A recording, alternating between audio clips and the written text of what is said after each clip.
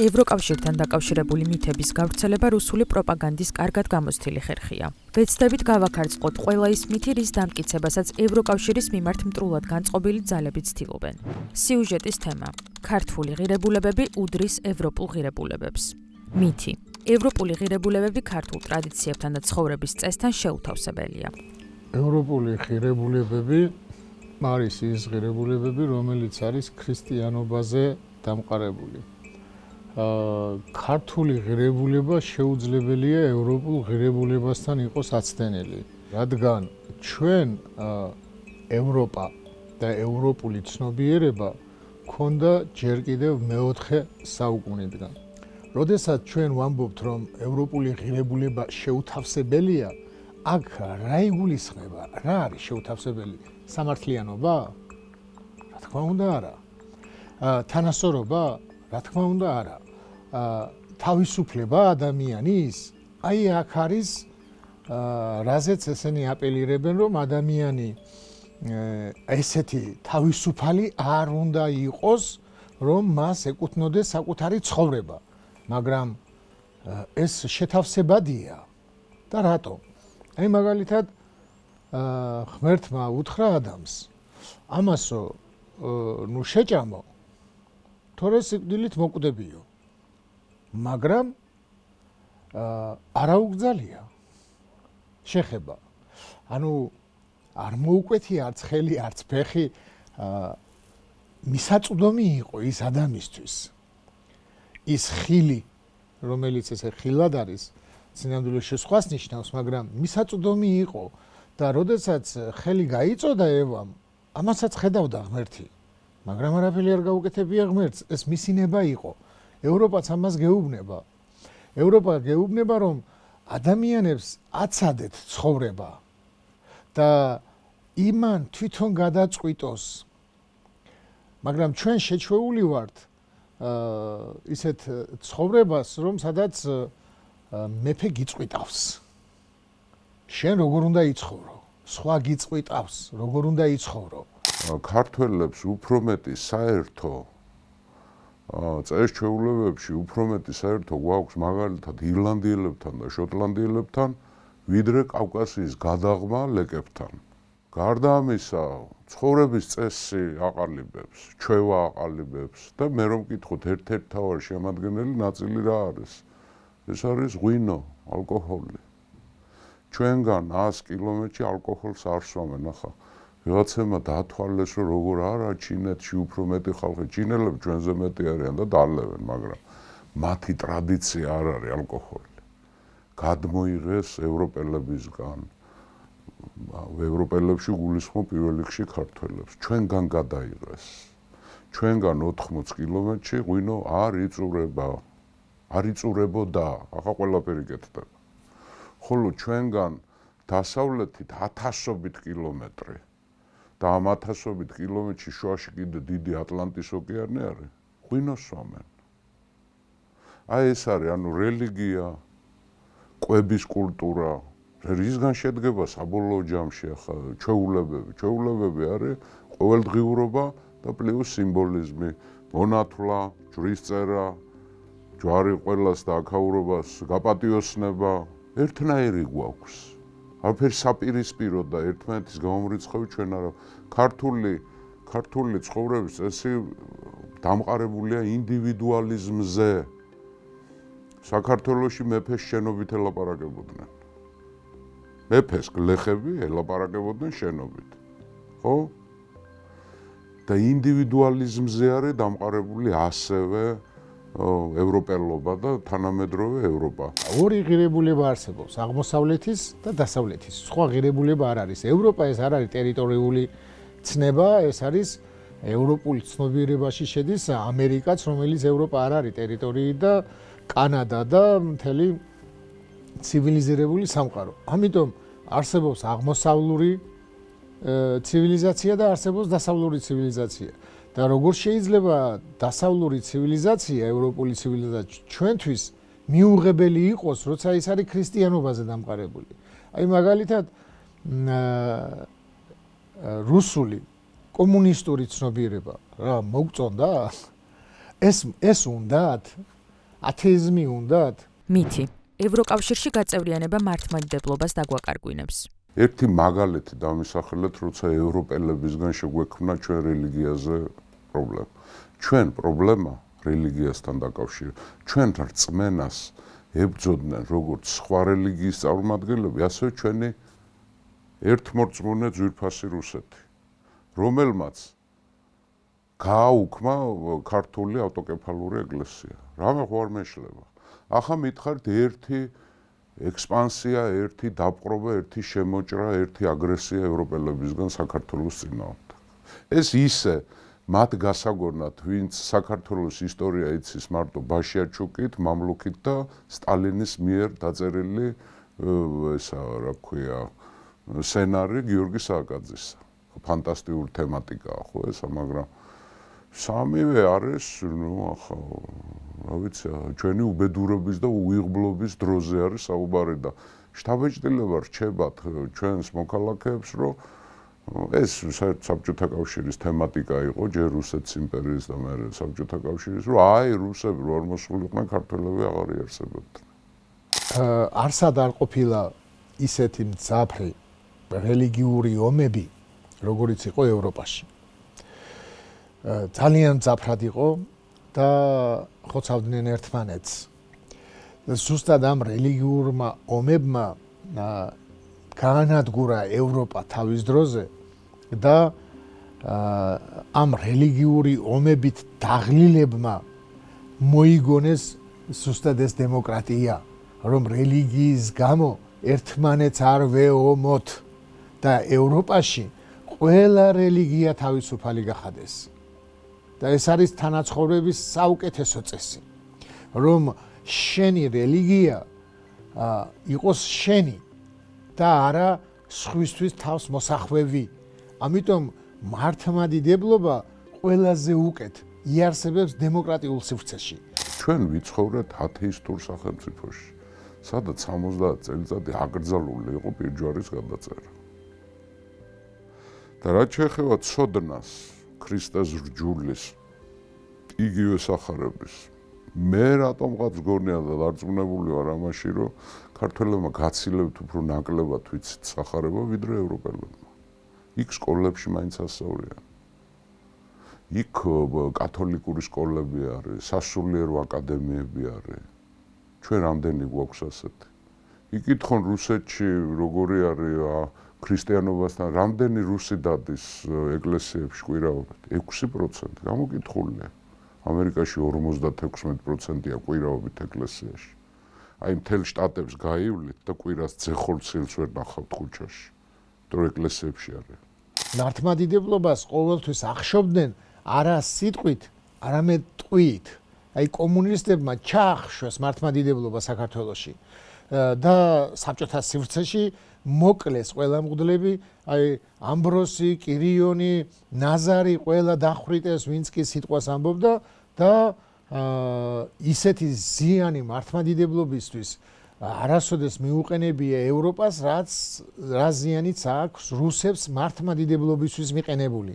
და დღესაც მართლმადიდებლობა აქვს თავისებური რაღაცა სწავლება, რაღაცა დოგმატების სწორი აქვს, მაგრამ ცხოვრების წესი და მიმართულება, რომელიც რუსულ ეკლესიას აქვს, რომ ისინი თითქოს ჯვაროსნები არიან და უნდა გაილაშქრონ LGBT-ს წინააღმდეგ და უკრაინაში შევიდნენ იმ მიზნით, რომ აი თითქოს LGBT პარადს აპირებდნენ და ბუჩა მოუწყვეს, ბუჩა ჯარისკაცებმა უკრაინას, ბავშვები და დიდები თუ პატარები არ დაინდეს LGBT-ს მოწინააღმდეგე ჯარი უკაც აუპატიურებდა ბავშვებს აუპატიურებდნენ და მერე კლავდნენ. აი ესეთი დემაგოგია აქვს რუსულ მართლმადიდებლობას და როგორ შეიძლება რუსული მართლმადიდებლობა შეადარო ევროპულ დემოკრატიას და რელიგიურ თავისუფლებას. ეს არის ეს ზუსტად რუსების მოფიქრებული, რუსეთის მოგონილი, რომელიც სრულიად უცხოა ევროპისთვის. ევროპაში არის ჩვენი მართლმადიდებელი ეკლესიები, რომლებიც თავისუფლად არიან სრულიად, ქადაგებენ იმას, რასაც ქრისტე გვასწავლის და ცხოვრობენ თავისუფლად და არსებობენ თავისუფლად. არავინ მათ არ უგზალავს თავიანთ რელიგიას. მითი. ბავშვებსა და ზრდასრულებს იძულებითი წესით ჩაუნერგავენ LGBT პროპაგანდას. არც ერთ ევროპულ ქვეყანაში არ ასწავლიან არც LGBT პროპაგანდას. მე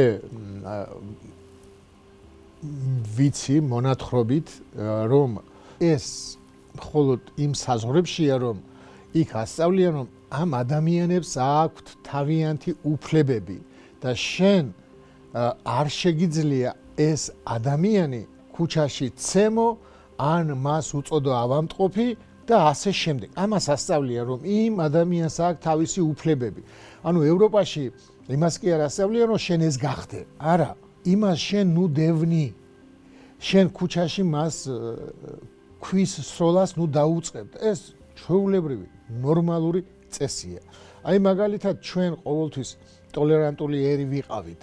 აი ჩვენ თბილისი განსაკუთრებით არის მრავალ ეროვნული ქალაქი. აი თბილისის წესი რა არის? თბილისის წესი არის ისეთი, რომ თბილისში შეიძლება მეზობელი ყავდეს სომეხი, ან აზერბაიჯანელი, ან ებრაელი, რომელიც თბილისელმა შეიძლება დაიცვას ქართველი მეზობელისგან. თუ ის ქართველი არასწორად იქცევა. ანუ თბილისი არასოდეს არ წყვეტდა ადამიანის ღირსებას არც რწმენით და არც ეროვნულობით. ყოველდღე თბილისური არის კარგი კაცია. ეს კაცი არ არის მოღალატე. აი ესე აფასებდნენ. ესე არის თბილისური შეფასება და არა ის, რომ მას რა რწმენა აქვს, ან რომელი რელიგიის და რომელი ეროვნების წარმომადგენელი, ამით არ აფასებდნენ. ევროპულობა ზუსტად ეგ არის. ეს არის მისი ცხოვრების წესი.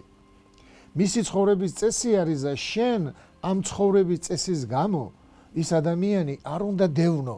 დღესაც ამას გვეუბნებიან, რომ იმ ადამიანს ქუჩაში რო დაინახავ, რომელსაც რაღაც ფერადი დროშა აქვს, ან ფერადი საყურე აქვს, ან რაღაცა, ნუ ებრძვი, ნუ კლავ, მიეცი, ერთი ცხოვრება აქვს და როგორც თვითონ უნდა ისე გადაწყვიტოს.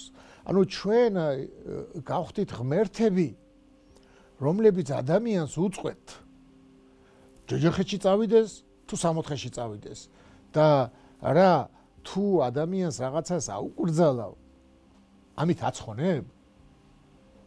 მან თვითონ უნდა ნახოს თავისი შეცდომა. ეკლესია რა თქმა უნდა ყოველთვის იტყვის, რომ ეს შეცდომაა, მაგრამ ჩვენ ბევრ რაღაცაზე ვამბობთ შეცდომაა. მაგრამ ეს ხდება, ღმერთს უნდა მივანდოთ. ვინ ცხონდება, ვინ არ ცხონდება, ვინ გადარჩება, ეგ ჩვენ არ ვიცით. ჩვენ ვიცით, რომ ერთადერთი საცხონებელი გზა ეს არის ქრისტეს გზა. იცით როგორა, ვისაც ასეთ წარმოდგენა აქვს, ერთი ირლანდიაში ჩავიდეს და მერე პოლონეთში რა.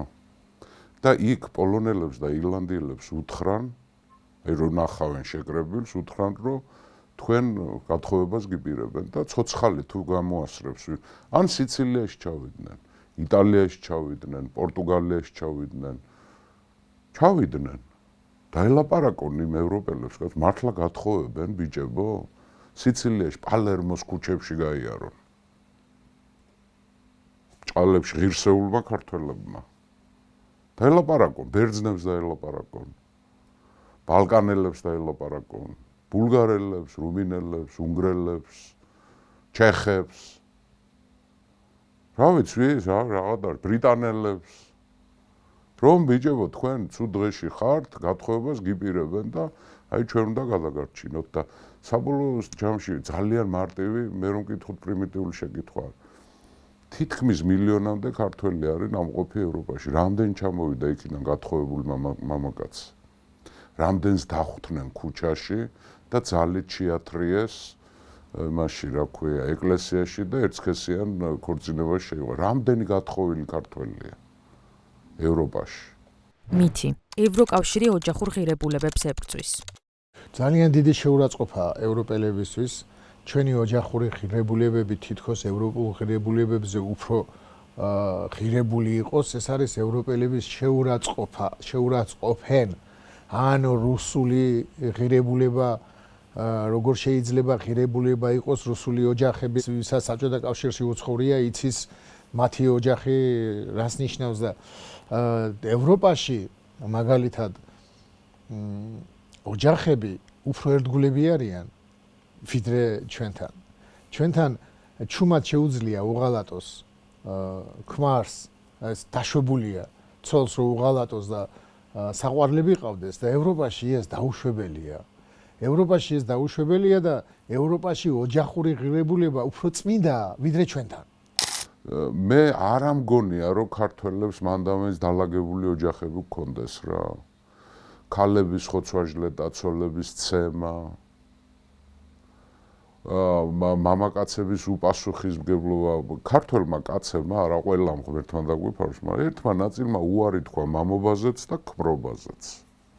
ცოლებ გაყარეს საზღვარგარეთ და მათ ხარჯზე ცხოვრობენ, რა მეთქვილს ვამბობ. ეს ევროპაში არ შეინიშნება. ევროპულ ოჯახებში. მე ვისაც ვიცნობ და ბევრს ვიცნობ ევროპელებს, გერმანელები არიან, ფრანგები არიან, ესპანელები, იტალიელები, პოლონელები, მეგობრები მყავს. საუკეთესო ოჯახები აქვთ. კვირაობთ ეკლესიაში დადიან ისინი. ამაშია საქმე, ამიტომ ეს ყველაფერი არის პროპაგანდა, რუსული პროპაგანდა. რომლის მსხვერპლი აღმოჩნდა ჩვენი ხალხის ერთი ნაწილი, აი როცა ეკითხები, აი ამას რო შეეკითხები, რომ რამდენი გათხოვილი ქართველი ჩამოვიდა ევროპიდან, ვერ გაგცემს პასუხს, მაგრამ მაინც ისჯერა. ევროპაში იქ თუ მოხდა რაღაცა ცოლ-ქმარ შორის და უთანხმოება, იქ ის პირდაპირ ეტყვის ცოლიც, რომ მე შენ არ მიყვარხარ და ჩვენ დავშორდეთ და მე მიყვარ სხვა. სანამ ამას ხმარს არ ეტყვის, ის სხვასთან არ წავა. და ჩვენთან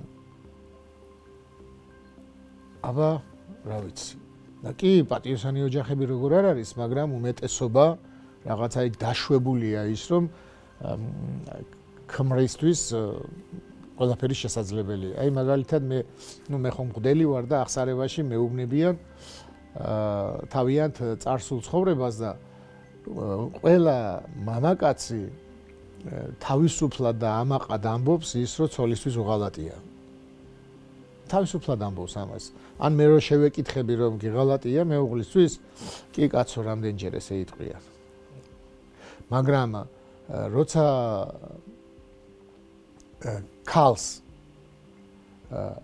შევეკითხები ამას, აქეთ არ ამბობენ ხოლმე ქალები ახსარებაში, უჭირთ თუ ნაღალატები აქვთ, ქმრისთვის არ ამბობენ. და თუ შევეკითხები, ცრემლებით მეუბნება. კის. აი ცრემლი ტირის, რომ ეს მოხდა. და ეს არის ერის ცნობიერების დეგრადაცია, რომ ეს კაცისთვის შესაძლებელია და თავისუფალია. და ახსარებაში პირიქით, ზოგადად ეს ჟარგონს ვიხმარ, კაცები ბლატაობენ იმით, რომ უღალატიათ და ქალები ტირიან. ეს არის ჩვენი ცნობიერების ოჯახური ცნობიერების დეგრადაცია, რაც ევროპაში არ არის. ევროპაში ესე არ არის. ევროპაში უფრო ერთგულები არიან ერთმანეთის, ვიდრე ჩვენთან. ამიტომ პირიქით ევროპულად უნდა გავმართოთ ჩვენი ოჯახები და ევროპულად უნდა იყოს ჩვენი ცოლ-ქმრები ერთმანეთის ერთგულები და როდესაც რომელიმეს არ მოუნდება, აქაც თავისუფლება უნდა იყოს. ევროპაში თავისუფლებაა, ჩვენთან რა ხდება? ცოლი თუ გაშორდა ქმარს, ქმრები კლავენ ცოლებს. კლავენ. ეს არის ოჯახური ღირებულება? ეს ხო აი ევროპელს რო უთხრა, რომ ჩვენთან ოჯახური ღირებულება და ქალის უფლებები დაცულია, ცოლის უფლებებიო და თქვენთან არ არისო რო უთხრა, გაგიჟდება ეს კაცი. და ეს როგორ შეიძლება? ამის თქმა როგორ შეიძლება? ეს არის შეურაცხყოფა. შეურაცხყოფა არის იმ ხალხის, ვინც ჩვენზე უფრო პატიოსნები არიან. ოღონდ ეს ნამდვილად ესეა.